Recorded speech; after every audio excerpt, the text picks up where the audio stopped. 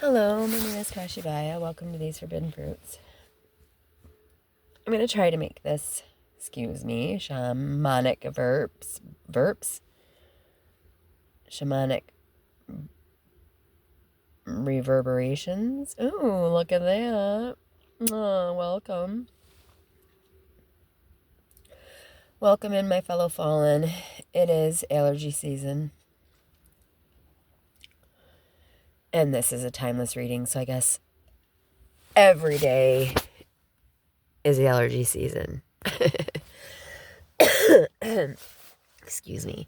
I'm going to try to make this quick. So I was listening, and I posted this on the Book of Face. The occult hidden knowledge, the knowledge that they don't want you to know.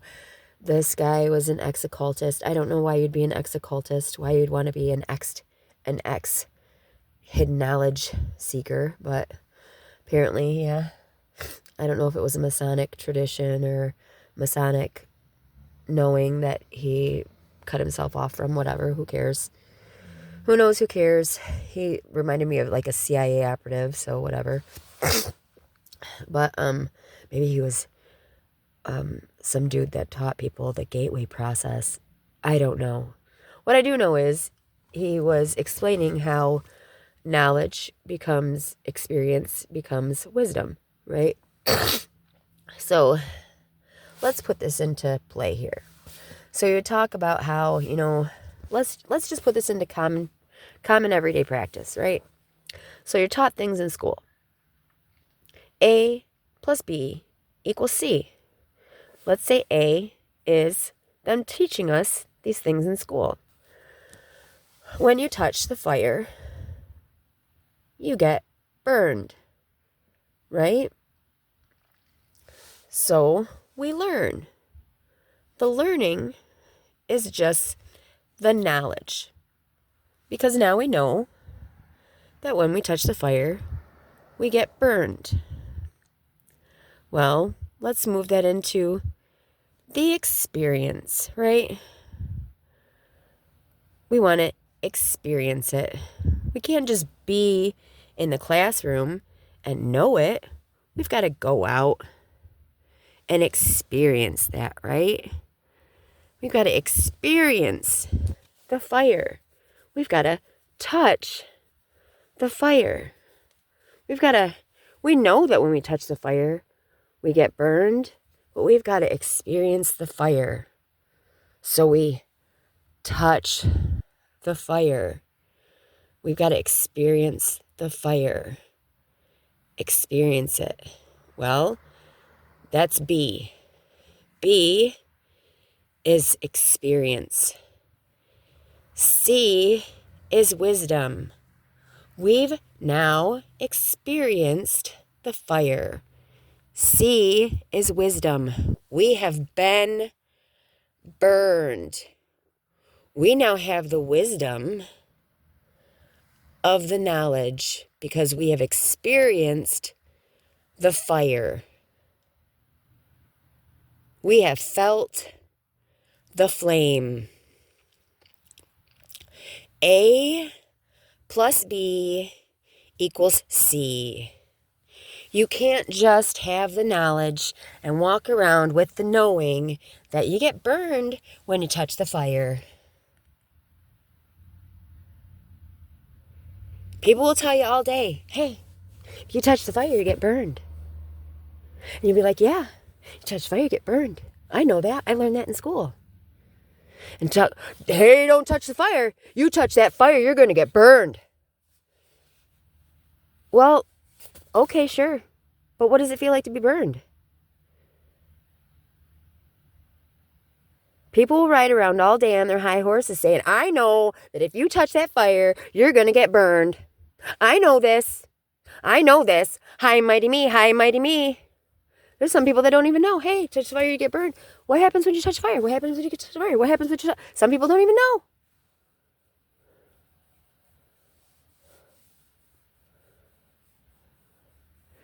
You don't even know. Dane Cook, you don't even know. Some people have never even been taught that when you touch the fire, you get burned. And some people have never even touched the fire.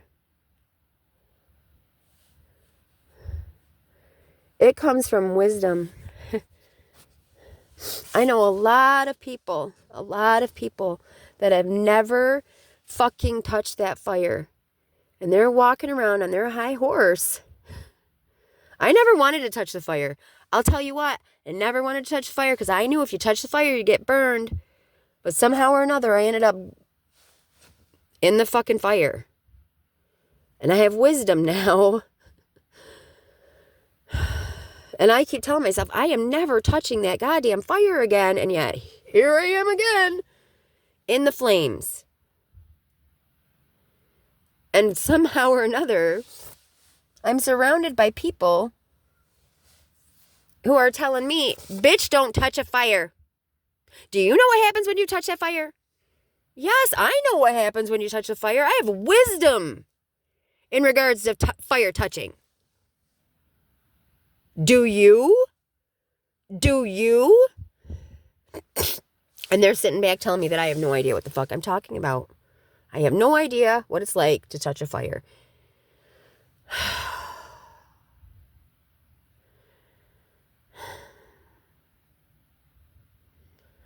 I am dealing with a whole lot of knowers and a whole lot of fire seekers. Oh, boy.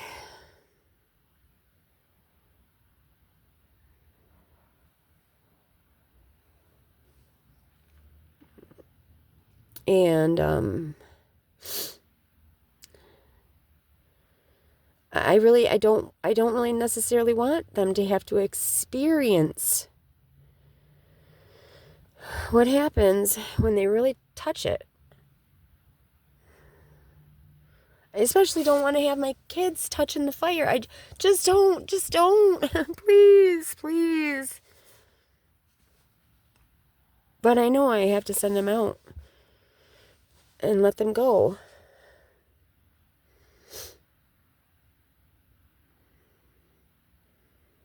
I need to let them know and allow them to figure out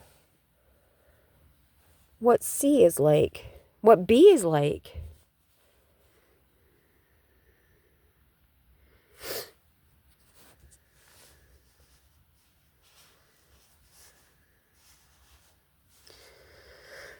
Ho, ho, hum.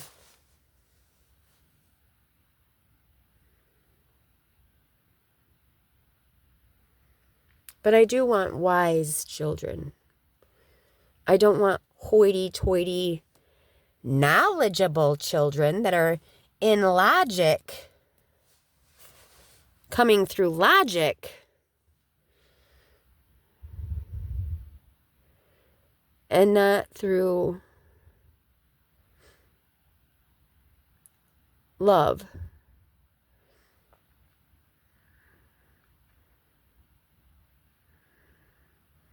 And,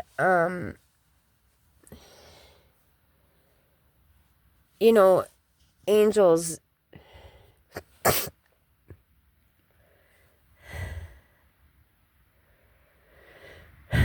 they say that the fallen angels have free will because they were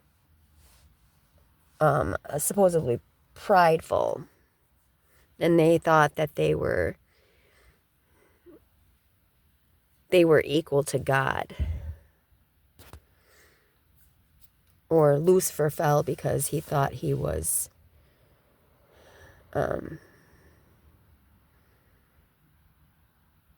equal to God. I mean, there's all types of stories.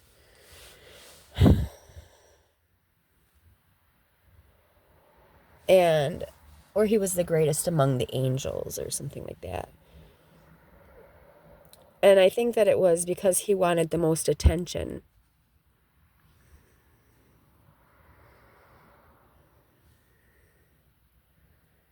I don't think that it was because he thought he was equal to God. I think that it was because he wanted the most attention. He was the most beautiful.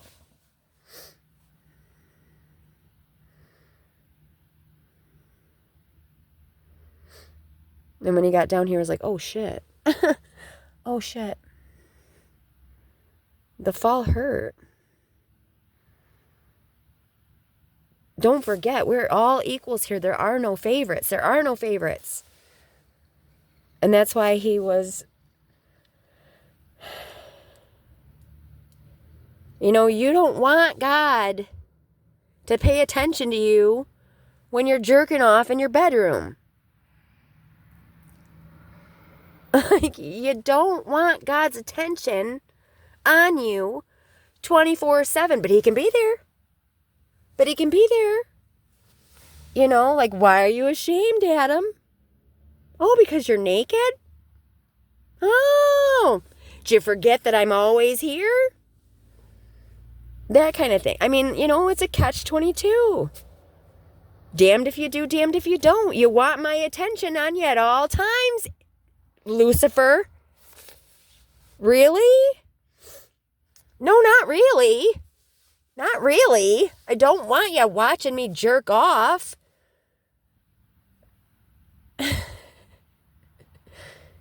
You know, you don't want your mom in your room, or dad for girls, or either one for anybody, really. When you're having your private time, that's private time. You don't want to think about your, you know, Aunt Emily, your great aunt Delilah coming in to visit when you're yanking it in the shower.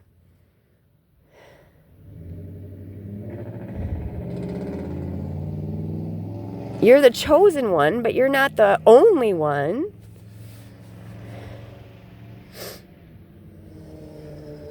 And I really honestly think that's the thing. Like, that's my opinion of it. And I think that that's Lucifer, Lilith, same team, man, same team. The free will to be seen, but not always be the center of attention. He's giving you the free will. He's not going to, like Ariel Gatoba, yeah. He says, like, God will help you. Of course he's going to help you, but he's not just going to, you know, whenever he sees you having trouble, he's not going to come in and send an army of angels into your living room and be like, you know, we see that you're having a little bit of trouble reorganizing your house. So we're just, you know, we have this army of angels just come in and take over. Like, here we are. You know, that's taking over. You have to ask. You have to ask.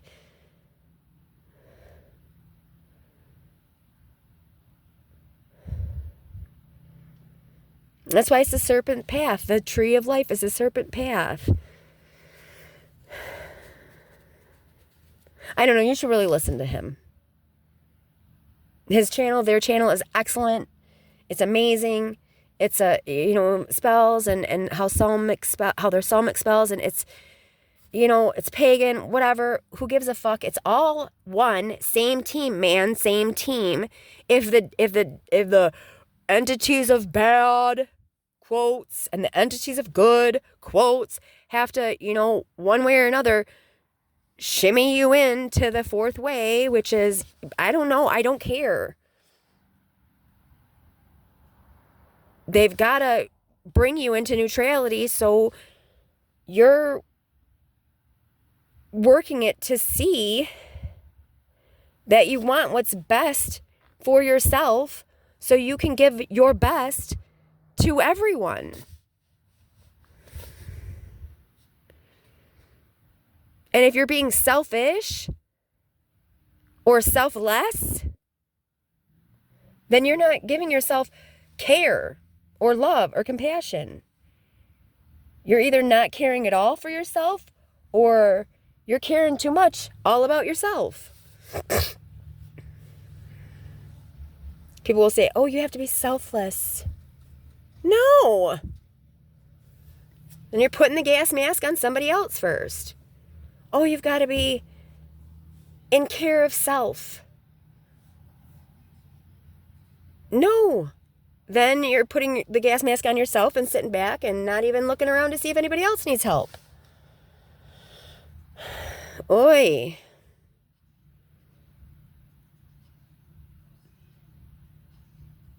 Yes, we want to be in care.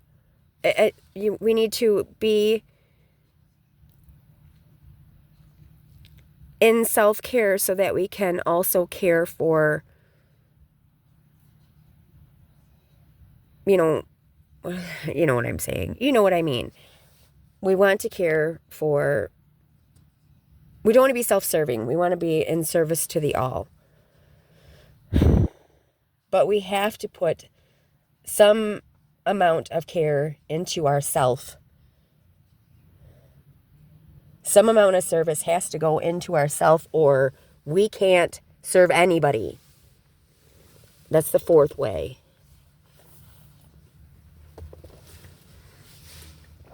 We have to balance the beam. And that's all I got to say about that. I love you so, so much. I really, really do. Whether you believe me or not. That was all jacked up, but there you have it, folks. That's some wisdom. Because my family thinks I'm just, dicking around, doing nothing, having a great grandiose time, having a little party in my pajamas, in the back of my Jeep here where I sleep. I sleep in my Jeep.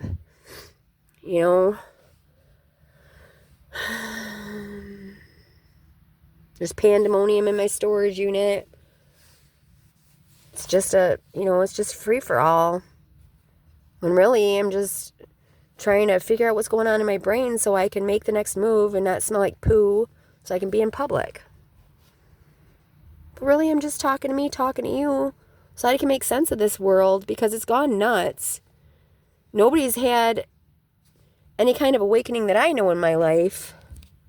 Except for maybe my kids because they've gone through hell.